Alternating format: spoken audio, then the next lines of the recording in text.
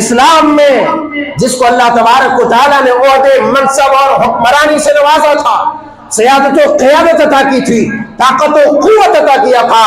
اور وہ منصب و عہدہ عطا کیا تھا، انہوں نے بڑی باریک بینی کے ساتھ، انہوں نے بڑی جو ہے دقت نظری کے ساتھ کام لیا کہ کہیں میرے ہاتھ سے کوئی ظلم نہ ہو جائے۔ اور یہی وجہ ہے کہ سیدنا حضرت عمر فاروق رضی اللہ تعالیٰ عنہ کہا کرتے تھے کہ اگر دجلہ و فرات کے پاس کوئی کتا بھی بھوکا مر جائے تو اس کا ذمہ دار وقت کا حکمران عمر ہوگا۔ یہ پیغام دو دنیا کو، یہ پیغام پہنچاؤ۔ 22 لاکھ مربع میل پر حکومت کرنے والا، ہائے ہائے، وہ عمر فاروق رضی اللہ تعالیٰ عنہ، یہ الفاظ جتنے بار بیان کرو گے یہ جملے، اس کی شان اتنی بڑھے گی اور اس آدمی کی بھی شان اتنی بڑھے گی جو اس کو شیئر کرنے والا، جو اس کو بیان کرنے والا ہوگا۔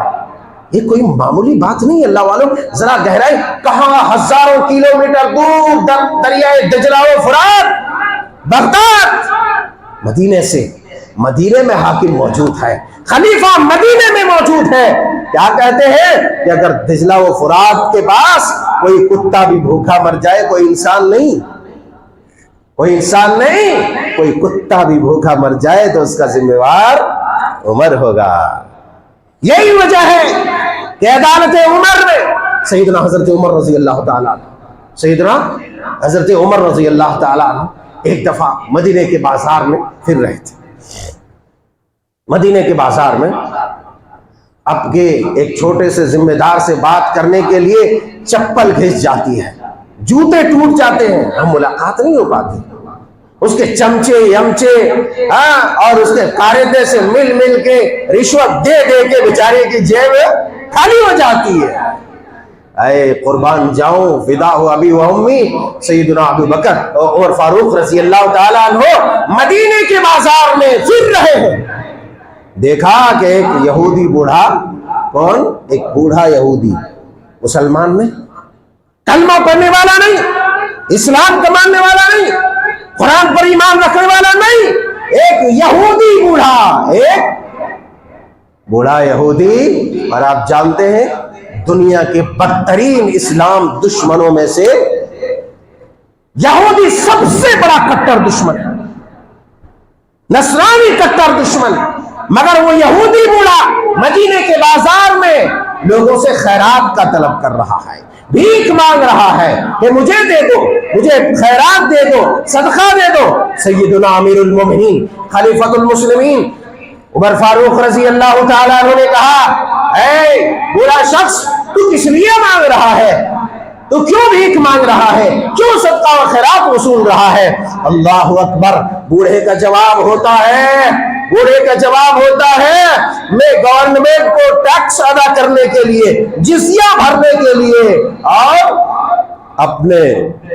خود کے اخراجات کے لیے میں لوگوں سے خیرات مانگ رہا ہوں۔ اللہ اکبر کبیرہ۔ امیر المومنین خلیفۃ المسلمین عمر فاروق رضی اللہ تعالی عنہ، اللہ تعالیٰ نے جن کو سیادت دی، قیادت دی، حکومت و خلافت اور امارت عطا فرمائی، امیر ایسا ہو، حاکم ایسا ہو، خلیفہ ایسا ہو، تو کیوں نہیں وہ خلیفہ دم تنہا دمدماتا پھرے، اسے کوئی نقصان، جان کا نقصان کا خوف ہی نہیں ہوگا۔ اللہ اکبر کبیرہ، فللہ الحمد۔ کہا فوراً، اسی کے سامنے کہا، اگر جوانی میں ٹیکس لے کر کے، جوانی میں تم سے جزیہ لے کر کے اور بڑھاپے میں تم کو یوں ہی مانگتا ہوا چھوڑ دے، بھیک مانگتا ہوا ضائع کر دے تمہیں، تو یہ بہت بڑی ناانصافی ہوگی۔ لہٰذا اپنے اس غلام کو، اپنے ساتھی کو حکم دیا کہ فوراً اسے بیت المال میں لے کر کے جاؤ، اور اس جیسے جتنے بھی بزرگ ہیں، جتنے بھی بوڑھے ہیں، جتنے بھی لاغر کمزور اس جیسے عمر دراز ضعیف العمر ہے، ان سب کو اتنے اخراجات دو بیت المال سے، سرکاری خزانے سے، کہ ان کی پرورش ہو سکے اور ان کا گزر بسر ہو سکے، اتنا تو یہ اسلام کا ماضی ہے، یہ اسلام کا پیغام ہے، انسانیت کے جانوں کے تحفظ کی فکر دیکھو انسان اسلام کے اندر، اور اسلام کی خوبیوں کو بتاؤ، دنیا کے سامنے اجاگر کرو۔ اسلام یہ ہے، اسلام یہ نہیں کہ لوگوں کو بھوکا تڑپتا چھوڑ دے، اسلام یہ نہیں لوگوں کے اوپر ناجائز ستم کیا جائے، اسلام یہ نہیں لوگوں کو مارا جائے، بلکہ صحیح بخاری کے اندر حضرت عبداللہ ابن عمرو ابن عاص رضی اللہ تعالیٰ عنہ بیان فرماتے ہیں، رسول اللہ صلی اللہ علیہ وسلم نے ارشاد فرمایا، من قتل معاہدا لم یرح رائحۃ الجنہ، کہا کہ جس کسی انسان نے کسی معاہد کو، کسی ایسے شخص کو جس کو خلیفہ نے، حاکم وقت نے، مسلمان نے، حاکم وقت نے کسی کو پناہ دیا ہو، کسی ذمہ کو اس کے ساتھ ایگریمنٹ ہوا ہو کہ نہیں تم امن کے ساتھ، چین کے ساتھ، سکون کے ساتھ رہ سکتے ہو، اگر کسی ایسے شخص کو قتل کیا تو لم یرح رائحۃ الجنہ، وہ آدمی جنت کی خوشبو، جنت کی ہوا سے محروم ہوگا، وہ جنت کی خوشبو نہیں پائے گا۔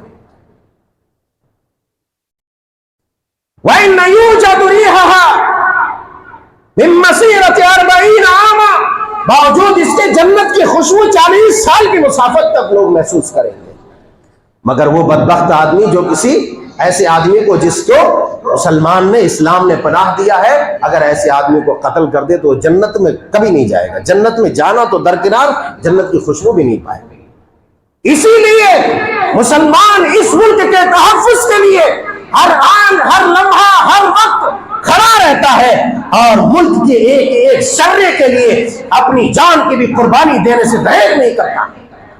اب آپ سمجھ رہے ہوں گے کہ مسلمان اس ملک اور جس ملک میں بھی مسلمان رہتا ہے، اس ملک کی حفاظت کے لیے پریشان کیوں رہتا ہے؟ اگر کہنے کو دیکھا جائے تو دوسرے ملک بنگلہ دیش ہے اور پاکستان ہے، وہاں مسلمان رہتے ہیں، مسلمان بھائی ہے، لیکن مسلمان فوج اپنی گولیوں سے اپنے مسلمان ایمانی بھائی کو ہندوستان اور پاکستان کے بارڈر پر چھلنی کیوں کرتا ہے؟ اس لیے کہ اس ہندوستان میں رہنے کی اس کا ایگریمنٹ ہوا ہے، اس کا معاہدہ ہوا ہے کہ اس ملک کی حفاظت ہماری ذمہ داری ہے، اسی لیے ملک کی حفاظت کے لیے ہر حد تک انسان اور مسلمان چلا جاتا ہے۔ اسی لیے جب کسی طرح کا کانڈ ہوتا ہے، کسی طرح کی آفت آتی ہے، یا کسی طرح کی مصیبت مسلمان پر یا کسی بھی ذات اور برادری کے لوگوں کے اوپر مصیبت ٹوٹتی ہے، تو ہر طرح کے لوگ کھڑے ہوتے ہیں، مسلمان بھی، غیر مسلمان جو انصاف پرور ہے، ایسے لوگ بھی ٹوٹ پڑتے ہیں اور آواز بلند کرتے ہیں کہ خبردار، ایسا نہیں ہونا چاہیے، ویسا نہیں ہونا چاہیے جو صورتحال ہماری نگاہ کے سامنے ہے۔